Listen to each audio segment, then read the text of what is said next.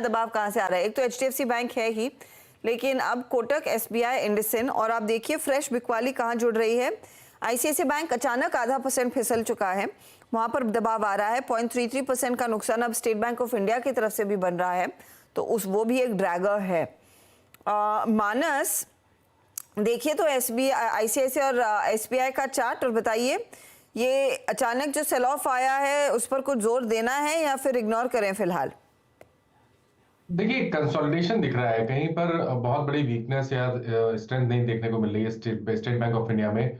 ऊपर की तरफ 654 पे रेजिस्टेंस है और नीचे 20 डे मूविंग एवरेज जो कि 633 है, वहां पर सपोर्ट दिखता है। तो जब तक उसके इसी रेंज में ट्रेड करता रहे, मेरे ख्याल से यहाँ पर ट्रेड नहीं लेना चाहिए। ब्रेकआउट पे खरीदारी करेंगे 654 के ऊपर, और अगर ये 20 डे मूविंग एवरेज के नीचे जाएगा तो वहां पर आपको अपनी लॉन्ग पोजीशन से निकलना पड़ेगा।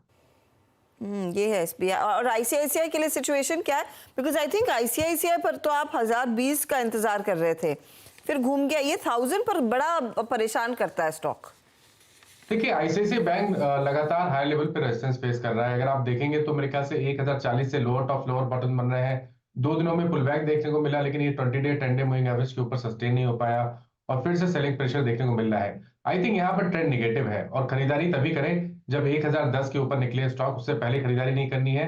आपके पास लॉन्ग पोजीशन है तो आप एक स्टिक स्टॉप लॉस जरूर लगाइए 980 का। 980 रुपए के नीचे गिरावट बढ़ेगी और 960 तक के स्तर देखने को मिलेंगे। जी एग्जैक्टली मोमेंटम पे हर्षदा ने यहाँ पे 2 स्टॉक्स की बात करी और ये प्राइस एग्जैक्टली अभी कुछ देर पहले के इंटरव्यू में जो बात मैं कह रहा था ना कि till we have 10 day exponential moving average, ये प्राइस बैंक निफ्टी का एग्जैक्टली 10 डेमा है। और मेरे ख्याल से पिछले 4 सेशन में ये 1 2 3 चौथी बार है। पिछले 4 सेशन में ये मतलब चौथी ही बार है कि हम बार बार 10 डेमा को वॉलेट करने की कोशिश कर रहे हैं।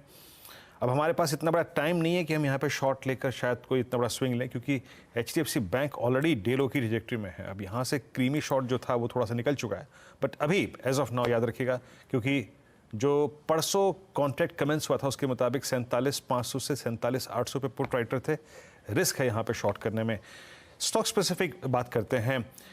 हिमांग, आपको ये एचडीएफसी बैंक का जो अपडेट था लगा कैसा? और एचडीएफसी बैंक एट 1672 पिछले 4-5 सेशन से एक